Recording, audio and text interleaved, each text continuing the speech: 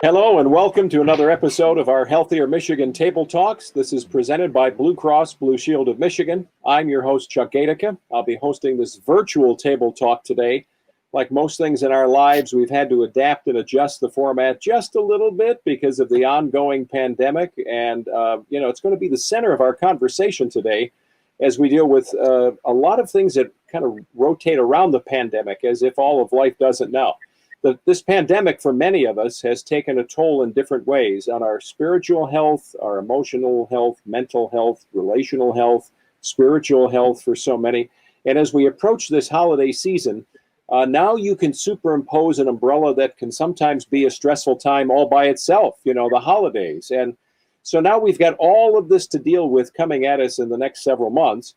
And all of that gets added into the equation. So today we wanted to spend some time talking about managing relationships during times like this. What's safe and whose feelings do you have to take into consideration? And how do you manage all of this sometimes when there could be a right answer for you and maybe a wrong answer for somebody else? Even when you go to greet somebody, you don't know, are you just saying hi, you fist bumping, do you hug, you don't hug?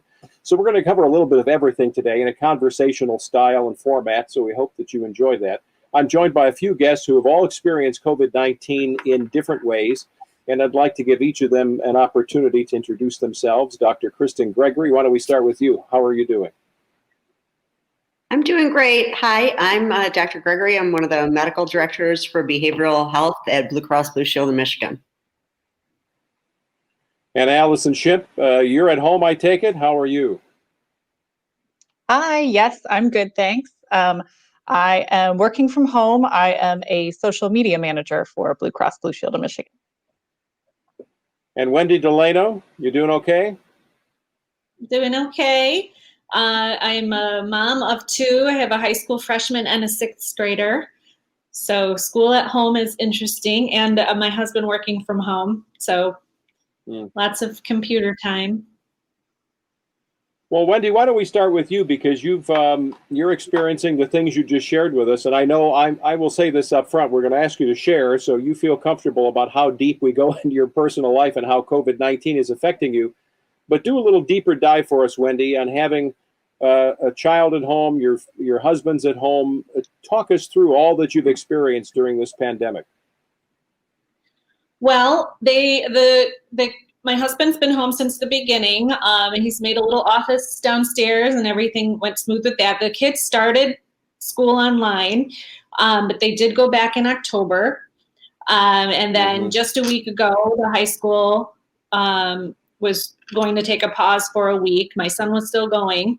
And then, of course, we just heard that they'll be closed for 3 weeks. So that's all new information yesterday. It's emotional. It's hard for them. They want to be in school, of course. I feel like they do so much better in the classroom. And they say, they're excited to go. And I think they really have a new appreciation for the privilege of being able to go. It's hard to stay motivated going to school online. You just don't participate the same way. And the teachers are doing the best they can, and I know that they are, but it's just different. So how do you as mom and how do you motivate the kids then? How do you instill this idea that, and I guess this is related, but not directly the same question, that we will come out of this? We're hearing as we're recording today, news about another vaccine coming. So there is light at the end of the tunnel. But all of that has come together, and then you're all at home trying to navigate the same space while trying to do work and school and everything else. Right. It is hard to stay motivated and to see the light at the end of the tunnel, especially when you feel like you're taking a step backwards. Their sports have all now been put on hold, and the sports and the activities and seeing their friends are kind of what keep them motivated. They're both really good students, and so they're going to do the best they can no matter what. But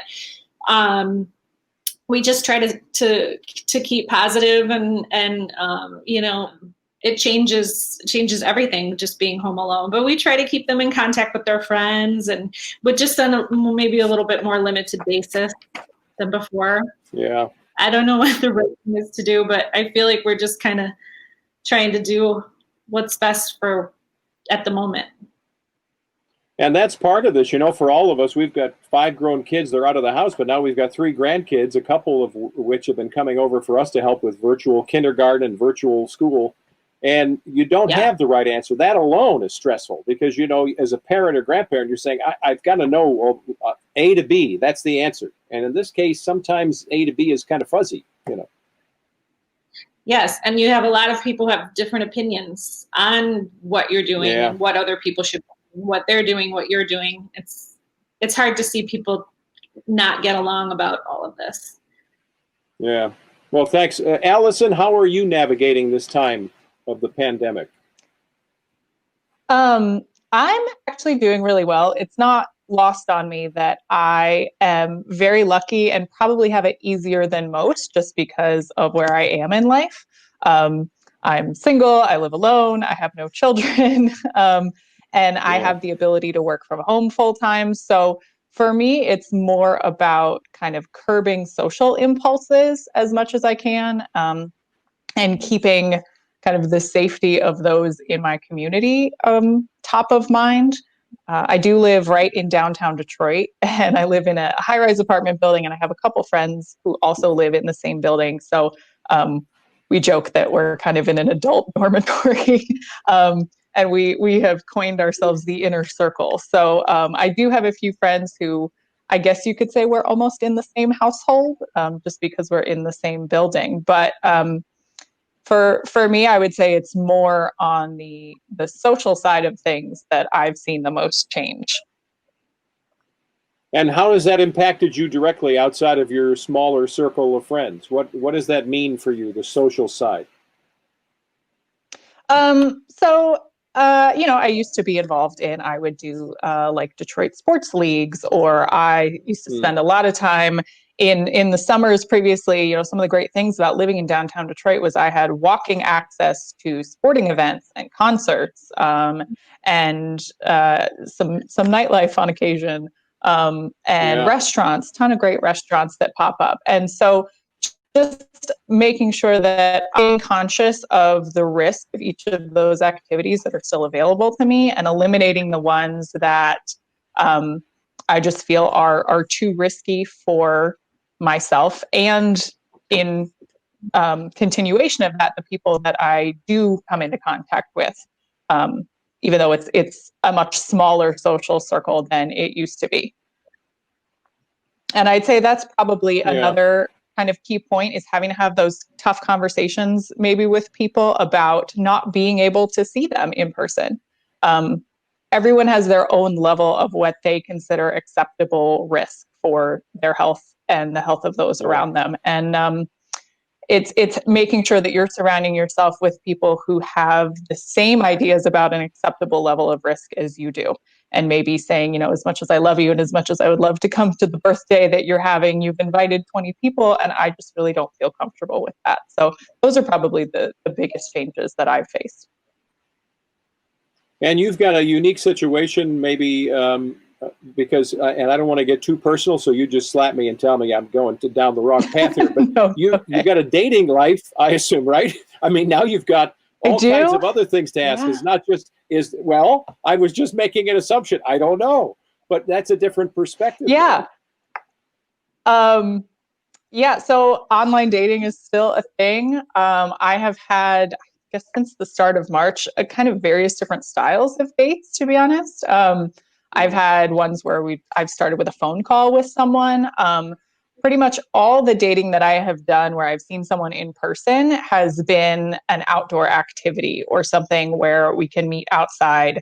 Especially in the summer, there were a lot of great outdoor options to grab drinks or coffee.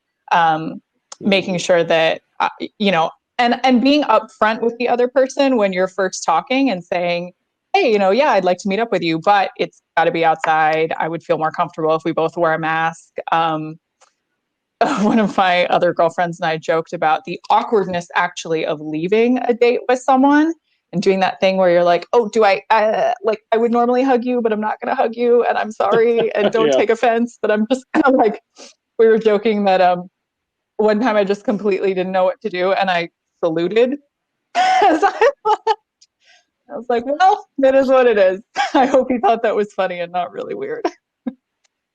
Yeah, it sounds like you've got the makings for a Hallmark movie, a wacky dating thing in the pandemic. So maybe you want to God, sit and spend I some hope time not. writing the script for that. Yeah. I want to get to Dr. Gregory, and we're going to lean on you a lot from a professional standpoint, but talk to us, Dr. Gregory, about how you've been navigating this personally as well. Right. I think, it's been, because I'm a parent as well. And so as a physician and a parent, you try to kind of take all the information in.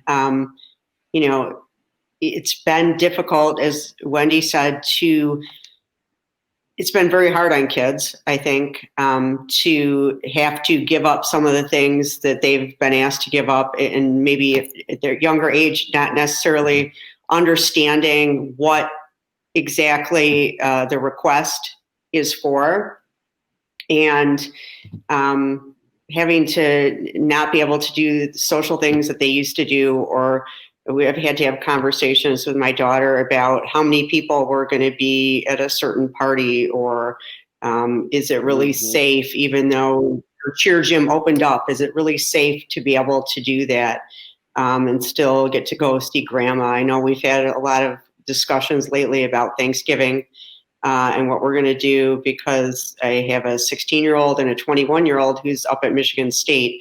And so when he comes home for the holidays, we've had a lot of discussions about what that's going to look like. And is he going to take a test right before he comes back home? Is he going to wear a mask even indoors initially until we get the results back of the test? And how we're going to all maintain our safety as we integrate him back in for a little bit to go back up to state again. Yeah, and let me talk to you, Dr. Gregory, about this idea that we've heard in different ways already from Allison and Wendy. This idea of, I guess we're living at a time where we've got the news of the day, right? And there's been the political angst, and then there's the COVID angst, and there's just the news of the day. Tropical storm, blah, blah, blah is coming. But we're in a time where there's a 24/7 news cycle. And these cable stations have to fill 24 hours a day with something. And so whether it's on our smartphones or whether it's by watching television, we are exposed to a ton of information. What advice can you give us about navigating this entire process with information? Advice to individuals who are trying to deal with what some days feels like a fire hose, rushing at us of all kinds of stuff. Some of it's good news, like the vaccines are coming, and some of it not so much. Right. I mean, I think it's a really important time to check our sources and where we're getting our information from. And is it hearsay, or is it based on scientific evidence? And as far as things that are COVID related, that would be, the CDC or the World Health Organization are good sources for what is safe and what are the current recommendations. And I think that those are reputable sources. But it's also, time to consider, do we need all that news and input all the time, all throughout our day? Because it can be very anxiety provoking if that's all you're getting into your brain all day. So it's also good to take a break from that, and, turn off your smartphone for a little bit, or turn off, the news, watch a light movie with your family. Just because if all we have is this, it's a lot of it's scary, a lot of scary input. It can lead to increased anxiety and not knowing, what is the correct information. Well, personally, I spent nearly 4 decades of my life in television news, right? So I still have high regard and a lot of good friends, in the business and for the business. But my late mom, who had Alzheimer's, before we got toward the end of her life, she used to say, the news just scares me. And I said, Mom, I get paid whether you hit the off button on the remote or not. It's okay. Don't worry. I'm not on commission. And she would chuckle. But I think there's a lot of value in what you're saying, that we have to understand we can mute. We don't have to all night long be locked into watching the same stuff get redone every hour with a little different twist, because some days it can be scary, and then you wind up eating all the Oreo cookies, Right, exactly. I mean, even Yeah. professionally, I mean, I had to check myself. I was on my phone in between, work, reading the Apple News feed, and all it did was create a lot of anxiety on my part. I mean, I got a lot of information, but at the end of the day, my friend was like, "You're on your phone a lot." I said, "You know what? You're right." I said, "I need to put that down." So, and do other things. Maybe get out, walk your dog if you have a dog. Yeah. Walk yourself if you don't. No, I think that's good advice. And of course, it's getting colder now, so we're heading into a time where the Michigan clouds kind of roll in. They stick around for a while. We'll double back on that. But Wendy, you talked about your kids and how you're dealing with how they're navigating the world in school. But talk to us a little bit about the advice you've given them and also decisions you've had to make with them involved about their physical safety during this time and how they've reacted to it.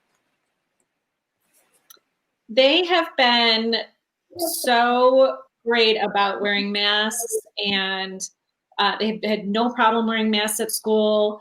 I've heard all about how they're distanced from each other in class, and when they have participated in sports, all I've seen is perfect, the kids being great about it. They distance, they've followed the protocols, the coaches do the same. They've really done everything that's been asked of them, and I'm really proud that they just want to do whatever is able to be done safely, and they don't complain about it really. I mean, maybe a little. I mean, nobody likes it. We want things to get back to normal, but I think that they are very adaptable to what needs to be done to participate in the things that they want and to try to get back to things back to normal. They don't want to get sick either, and they don't want to get anyone else sick. But yeah, I've been very proud of them. Well, it's a challenging time, and yet some of what you're saying is something that you should be very grateful for. Not all families are dealing with that, and the gratitude, which I think we can talk about more in this process, is something that we really can give thanks, as we had for Thanksgiving and beyond, that we've got kids and people in our family who understand. And Allison, you talked about this group of friends even within your own building. I don't know if you consider them part of your bubble, but talk to us a little bit about them too, and how you've been able to navigate this friendship and the idea of talking directly to them. You talked about that in a dating situation, but within this bubble of friends, are you able to talk directly about precautions and being careful, and where have you been so we all know what's up, or has that been challenging for you? I live in a high-rise apartment downtown, and I have some friends who live in the same building. We joke that it's kind of an adult dormitory sometimes. So we've kind of made our own little household here. And we'll gather, there's 4 or 5 of us, and we'll gather in different people's apartments throughout the week, and we'll play board games or we'll cook dinner. And we'll socialize. Really, we try to keep it, we joke that we call ourselves the inner circle. And we are conscious of anyone in that circle who we are seeing in more close quarters, who they might also be seeing outside of that, whether it's family or other friends, and just trying to be very open and honest with each other and make sure that we're being very conscious of each person's level of comfort with maybe different risks, and being empathetic to drawing that line of wanting to spend time together and wanting to socialize not only with each other, but with other people outside of our little inner circle, and always giving each other patience when maybe we need to spend some time apart or want to go see families, just so that we're all being as safe as possible, not only for ourselves, but for those around us and, third degree connections around us. Yeah, and I think that's something that maybe, I don't think it's lost on a lot of people, but you really are dealing with you've got to be filled with grace, right, to deal with all these different perspectives of how people feel around you and how they relate to how you feel. But also you're surrounding yourself with people who have different expectations. For somebody, they may think it's the best time ever and I've read a lot of data, and I've been on an airplane in the past month. But when I got home, I went and got a rapid COVID test 4.5, 5 days later. So that's the way I dealt with that before I saw my kids. But everybody's got a level of comfort that you've got to manage, and that makes life kind of difficult without this idea of, I'm calling it grace. I mean, it really is just extending an opportunity to understand that we each may have a little different perspective on this thing. However, we want to protect those around us as well, you know. Dr. Gregory, do you find that to be an issue for many people? I hear non-believers of COVID that it isn't even real. Like I heard there were people in an ICU up in South Dakota somewhere. They're in the ICU and they're asking the doctors and nurses to figure out what's wrong. And the doctors is saying, oh, you've got it. I mean, you're not testing positive, and they don't believe it. To me, that's like saying the sky is pink when I'm looking at it and the sky is blue. You know what I mean? How do you deal with that? Yeah. I mean, I think the climate, it's been rife for that kind of, people definitely have conspiracy theories. And I think that you have to have a certain amount of grace to handle family members that might have differing views. And I have family members that have differing views on it. And, you know, it's made me take a step back and stop being a scientist for a second and really have to listen and put on, you know, my social work hat and understand where my family members might be coming from and how we can still somehow meet in between. And so, you know, I've been just presenting the evidence, and I use a lot of I statements, not you statements. I don't accuse them like, you know, you're a conspiracy theorist. And I said, you know, for me, it makes sense to do things this way. And knowing that you were going to the store or traveling and not really practicing a lot of social distancing or not wearing a mask, you know, for me, that makes me uncomfortable. It makes me frightened for you. And it also makes it so I'm going to protect my health and the health of other people in our family that might be more at risk.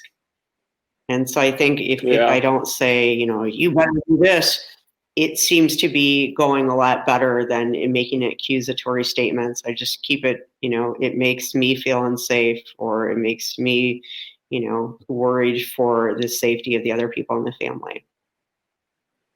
Well, let's talk about the obvious, which is we're in a season, you know, that we are now staring, or the holidays are staring us in the face, vice versa, right? I mean, I know they're coming because my satellite radio has a network now for Christmas music already. I guess maybe it started November 1. I don't know. I didn't catch it that fast. But Wendy, when you think of the holidays coming, what is it that you think about that concerns you about the holidays relative specifically to you and your family?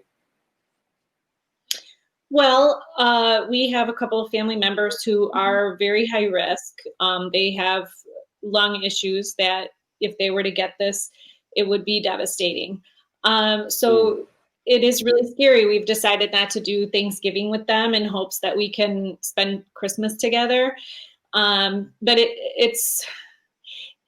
it's been hard because at the same time that you don't want to get them sick, I often think, you know, they're not in good health. And what if I am missing out on opportunities to have special memories with them that could be lasts? So that is something that weighs heavy on me too. Yeah. Am I not being around them and then I will lose any chance of getting that time back? So it's emotional. Yeah. It's been really emotional. And so you just don't really know what the right thing is to do. I mean, I think what our plan is now is to not do Thanksgiving together, and then maybe before Christmas try to really limit seeing as many people. And, you know, now that we're off school, maybe that will help. And being home a lot now, hopefully we'll get to spend some time together at Christmas feeling a little more confident that we're not going to expose them to anything.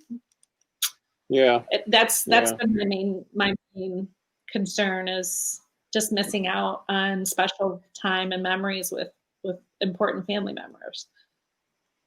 And Allison, you mentioned you don't have, or you're not surrounded by family, but you've got the friends within the building. So are you planning on a Friendsgiving celebration, or how are you looking at this idea of celebrating, and are you changing or adapting your traditions to accommodate where we are? Because you're a techie. I mean, are you going to do everything on FaceTime? Like, what do you do? Yeah. So in previous years, we've always done a Friendsgiving, and we've decided not to do that this year because several of my friends are going to be seeing their families. Usually for actual Thanksgiving, I would drive down to where I grew up, which is outside of DC, and have Thanksgiving with my mom and some of our close family friends. And their family is about usually 9 to 12 people. And this year we decided, just for everyone's safety and to be really conscious, we're not going to do that. So my mom is coming up here this year. And even though it was just going to be the two of us, because I do live in a high-rise building that's got a lot of residents, and my mom is in her mid-60s, even though she's not high risk, she's in good health. I didn't feel comfortable having her maybe navigating the elevators and the hallways. So we rented a cottage over in South Haven on the west side of the state for the week. So she's going to meet me there, and we're just going to do Thanksgiving, the two of us kind of isolated in a little cottage. And I'm actually really looking forward to it, just to have some together time, just the two of us, and have a non-traditional, yet as traditional as we can Thanksgiving. Yeah, well, see, that's a way of adapting that I think, and you're already talking about the upside. So, we sometimes forget to look for the positive within this troubled time. And that, to me, is a way you've got a lot to be grateful for. If the whole caper works out the way you've just described it, it sounds like it's going to be an awesome Thanksgiving with Mom, Yeah. Yeah. And, we talked about, we're like, do we even need a turkey? Like, there's just two of us, we might make a chicken and kind of compromise. Yeah. Well, maybe a little bigger than a Cornish hen, right? So, yeah, it'll all work out. Yeah. Well, let's go back to Dr. Gregory. I want to talk to you a little bit about what we've heard about from all three of you so far in very different ways, again, about these boundaries that we've got to have. And some of the boundaries are physical, some of them are emotional, some of them are relational. And I think we've all got to be filled with grace, but at the same time be willing to use those I messages you talk about. What is my comfort level? And maybe not let someone else impose their comfort level on me. Can you talk about maybe a little bit more about how we can navigate that space, especially when we're trying to be cautious of not offending somebody else, but we still want to be honest about the way we feel? Right. An example would be if somebody had asked you to come over for Thanksgiving and it wasn't something that you felt comfortable with, to, first be gracious. It would be really great to get together with you. I'm not feeling comfortable with that because of, XYZ reasons, whatever the reasons are. But I'm looking forward to getting together with you. Maybe we could do a virtual chat, or maybe we can FaceTime or talk on the phone, or even, share a letter back and forth. We talk about snail mail even. But some kind of way to connect and still give the person that you're not rejecting them, and you definitely want to connect with them. You just don't feel comfortable doing it in that certain way. And what about those people? Go ahead. I mean, it goes the other way too. So maybe you're more comfortable seeing family members or your friends, and they're not comfortable. So you have to be gracious both ways. Yeah. And, this idea that there may be, as we've described them, non-believers or people who are non-understanding. I think that part of this may be that we've got to follow up, because, if there's an abrupt, hey, this is the way I do it, talk to the hand, and they go away, they may stay away for a while because we don't know it, but maybe they were offended. And so for me, I'm trying to be cautious about not just being filled with grace, but maybe following up with a call, even a couple days or a week later, to make sure we're cool, about the way I had to deal with something, or vice versa, just to make sure that relationship doesn't get broken. And I think with a lot of the isolation that's going on, we have to take that care in all our relationships. You know, whether we said something that was, you know, maybe taken wrong or not. I think that there is a higher likelihood with the isolation that you're going to get separated from your friendship. So it really takes that reaching out. Reach out to other people, make sure that they're doing okay, make sure that they're understanding, you know, where you're coming from, and vice versa. I think it's about communication. It's always been about communication, but even now. Well, and let's talk about the time of year we're in again. And I want to stay with Dr. Gregory for a minute for your perspective about traditions and rituals, because even the ritual, I think it was Allison mentioned, you know, hugging friends, right? You don't know if you can hug those people who or give them a kiss on the cheek. Is it a fist bump? Is it a handshake? No, we don't do that. But beyond that, we're not doing some of the things that you would call traditions already. Going to church, going to the club, going to work out. You know, we're breaking our rituals. And now we're at a time of the year where we talk about tradition, and even those traditions now may not stand. This has got to be a real challenge for a lot of people. You're really rocking their world. You're rocking their world. And, you know, unfortunately, some of the people that we're trying to protect, right, are parents or people that might have these health conditions that put them at higher risk. They have an isolation and might be feeling lonely to begin with. And this really only compounds it. So you have to be real creative and reach out to, you know, your family that might be in that situation. I mean, because even a visit we used to drive up to my parents' house and we'd wave and talk to them through the glass in their window before, because we were trying really hard to keep my mom safe. And now we've progressed to, you know, seeing everybody wears masks. But I think it's important to not let people we're trying to protect hurt them by isolating them as well. You know, so I think that that's really important that you bring that up. You might not talk to them again later and be like, good, that's fine, but that's not necessarily a good case, especially heading to the holidays where people feel that anyways, and they might be prone to seasonal depression or loneliness, and that isolation might be, you know, just unbearable for them.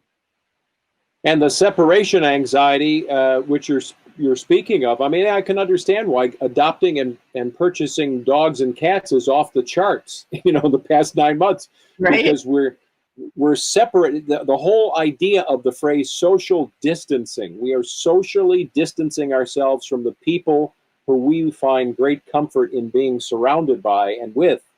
And so that separation anxiety is a whole other thing that can be, you know, pressure on our shoulders. Right. Yeah. And to deal with that, and maybe feeling, you know, depressed over the season anyways. It's stressful for a lot of people, the holidays to begin with. And I think that this year, even more so. Yeah. Now, do any of the three of you suffer, maybe not from a diagnosed situation, but, you know, in Michigan, we're unique in many ways. Winter comes into Denver and then the sun comes out the next day. You know, here, winter kind of sets in now and the clouds are here till March. So while I'm being facetious about this, the idea that there is something diagnosed as SAD, seasonal affective disorder, but do any of you deal with this idea of the darker sky anyway, and the sun is setting earlier? And now all of a sudden that's superimposed again on all of this? Allison, you're nodding. I see everybody kind of nodding. But Allison, why don't you go ahead? Yeah, I definitely do. I've noticed it for years that I get more sluggish, less motivated in the winter. The lack of light is a big deal. And so I always try to set better routines for myself in the winter. I admittedly can be kind of a night owl, and I'm not a great morning person. So in the winter, I try to take advantage of the fact, like, okay, it's getting darker earlier. Let's try to get to bed by like 10 and maybe not 1. So you can wake up at a reasonable time and not struggle with it because it's darker in the morning. I do have a dog, so she does keep me going outside a couple times a day, even when it's cold, which does help a bit. And I don't know what it's going to look like this year, but I do try to do winter activities. I snowboard, so I always try to get in a couple snowboarding weekends in the winter, and I'm hoping that I'm still able to do that because it's a nice way to embrace the season and still be active with it. And I know there's a thread that runs through our emotional health and our physical health as well, even when it comes to the clouds, right? We're told vitamin D3 right now is something that would be a good thing to make sure we're doing all right with. And yet we get into this winter season, and when we're not exposed to the sun, even by letting my dog take me for a walk, that can be an issue that we don't really understand the effects of, maybe feeling a little down, but it's all connected so much. Wendy, you were nodding as well. Do you look forward to this time of the year, or have you found a way to navigate it, I guess, with the clouds and all that stuff? I definitely do notice a change in a mood during this time of year with the winter doldrums, and I wish it wasn't dark early. And I notice it in my dog too. She is used to going at a certain time, and I think she gets outside right now and she's just, why is it dark when we walk all the time? Why is it light time? So just trying to get her out a little bit earlier to have some of the light too. But you miss the sunshine. It definitely affects your mood. Definitely. Yeah, and Dr. Gregory, are you hearing from people that talk to you about this idea of the seasonal affective disorder? I know that's a diagnosis, but for some, we kind of feel it, but I don't have a problem that lingers. I may have a down day because it's kind of glum and maybe it's a good day for a nap, but outside of that, I don't see much of an upside. But do you talk to folks that this is a real situation for them? Yeah, definitely. Talk to people that have a pattern of worsening. A lot of people have the seasonal blues, or they might feel a little bit down every, couple days, like you're saying, Chuck. But when we talk about depressions, that's more serious. And a lot of people that have a major depressive disorder actually will have a seasonal pattern. And so they'll feel more down, maybe more tired, more fatigued in the winter. And in the summer, the symptoms might change if their depression isn't well controlled. And for those that are suffering just from the 1 or 2 days when, it affects it the way we discussed it so far, or for those that it's clinical, what are some go-to ideas? Is it to supplement with a vitamin? Is it to get a light that you can put on yourself that mimics the sun? What would you tell people? Because hopping on the airplane, the cheapy $59 fare may not work right now. Right. Yeah, exactly. You can't go someplace warmer. I think it depends on how severe somebody's symptoms are. A lot of it is based on our sleep and wake cycles. So, like Allison said, even if you might be a night owl, making sure that you are getting adequate, healthy sleep and you're going to bed roughly about the same time is a good way to start. Getting up at the same time, getting out and getting exercise, even if it's cold, is real important. Getting your heart rate up in some fashion can help a lot with feelings of depression before we have to go to, taking vitamins or vitamin D supplements. No, that's good advice. And Allison, what are you doing? You've talked about the others around you. I can tell you've got a big heart. You've got your dog to cuddle with, so that releases a hormone when you hug your. I do. I just feel better when I'm there with the dog. And she kisses me on the lips. I'm like, well, that's why I never get sick. But for self-care, right? What are you doing to take care of yourself? Because just like in the airplane, if you don't take that yellow mask that falls from the ceiling, God forbid, in case of an emergency, and put it on your face first, that's what they always tell you, you are not able to take care of that person next to you. So what are you doing to put the oxygen mask on yourself to make sure you're okay in this time? I've just tried to be really patient with myself and know that, to be honest, yesterday I spent most of the day on the couch. I rewatched movies I'd seen before. I wore sweatpants, and to not beat myself up about that and say, it's okay to be lazy sometimes. That's totally fine.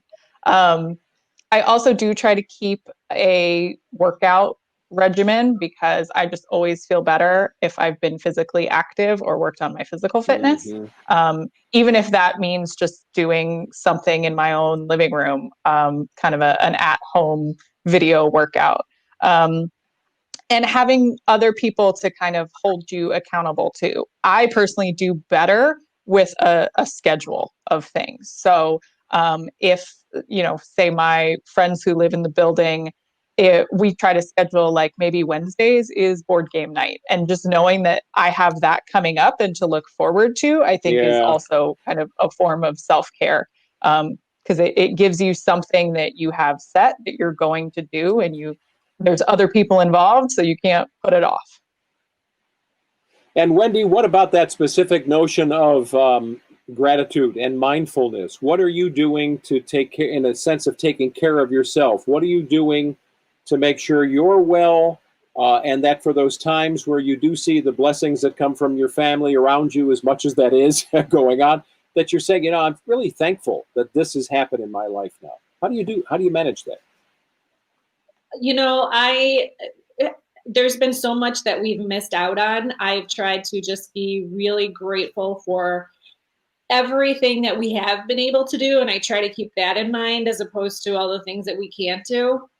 That's been really important, to try to be positive and just be thankful. Everything that the kids have been able to do, the month they've been able to be in school, I just try to keep really, really thankful for all of those things, and just hope that keeping that positive mindset kind of keeps them positive about it, because it can be really easy just to, get angry or upset and just feel like it's never going to get better, and just got to keep making sure that they're thankful and that they're, keep moving forward.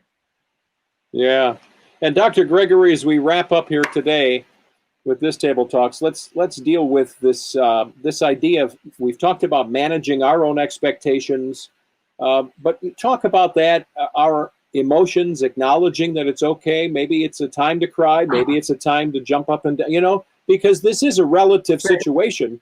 We're all here fortunate enough to be talking today and not be sick. That itself is something to be thankful for, right? So it doesn't have to be the big or little. It can be all of the above. But help us deal with this idea of taking care of ourselves at this time. Right, and cutting ourselves a break and understanding that it's okay to feel disappointed with how the holidays are turning out. Maybe they're not meeting the expectations that we wanted. It's okay to be sad sometimes. It's also okay to ask for help. There's no shame in knowing when you need to reach out for somebody to help you, be it a friend, family member, mental health professional. It's okay to not be okay. And I think that the one thing that this pandemic has done is brought that more to the forefront. I don't think it's a coincidence that more people are feeling more comfortable getting treatment for mental health now, because I think that everybody's realizing, we're on this planet together, and sometimes things get really hard, and that's not a sign of weakness. It's actually a sign of strength when you can actually reach out and know yourself well enough that you might need to get some help with something, be that seeing therapist, tuition, whatever. And to that point, talk specifically, as we wrap up here again, resources from Blue Cross Blue Shield of Michigan. Where should we be looking to turn for those who may be watching? They're concerned about themselves, anxiety, whatever it is, or they're concerned about a kid or a loved one in the house. Where do we go? On healthcaremichigan.org. They have lots of articles there. I know because I bylined a lot of them on what to do with stress and anxiety around the holidays, as well as tips for being social while we're social distancing. There's a lot of good options, as well as where to reach out for mental health help. Yeah, that's a good resource, healthiermichigan.org. And there's a podcast there. You can take it with you on a walk or whenever you want to go. So those are places you can turn as we're all navigating this season of the holidays. Well, I can't thank you enough. Allison, Wendy, Dr. Gregory, it's good to see you all. I hope you stay well. And thanks for your input today and for sharing a lot about what's happening with you personally. I'm grateful for you. I'm a little disappointed that after Allison told me she's hanging out in sweatpants all the time, I didn't invest in Lululemon or something back when this started. I'm just saying, I look at where we are and I think, wow, I should have bought Hanes underwear stock or something, because we're all just kind of hanging out and doing okay, So take good care of yourselves, and thanks so much, and happy holidays to you and your family. Thank you. Same to you. Thank you, Chuck. You too. Yeah, take good care. Well, we want to thank not only our guests for being with us today, but we want to thank you for joining us on this as an audience, joining us for this Table Talks. This is another episode, a little different because of the virtual world we're in, of a Healthier Michigan Table Talks. For more information and for resources on COVID-19, you can visit Michigan Blues Perspectives, and you can get more on managing relationships and also on the holidays, tips about food. Everything could be normal where you are. Normal could be it's you by yourself all the time, or maybe it's just your family. So there's tips on food and fitness and mental health and nutrition and mindfulness and all kinds of great resources. So visit Blue Cross's health and wellness blog. Again, it's called ahealthiermichigan.org. Thanks again for watching. We hope that you stay safe and you stay well and navigate the holiday season in the best of health. I'm Chuck GAIDICA. Take care.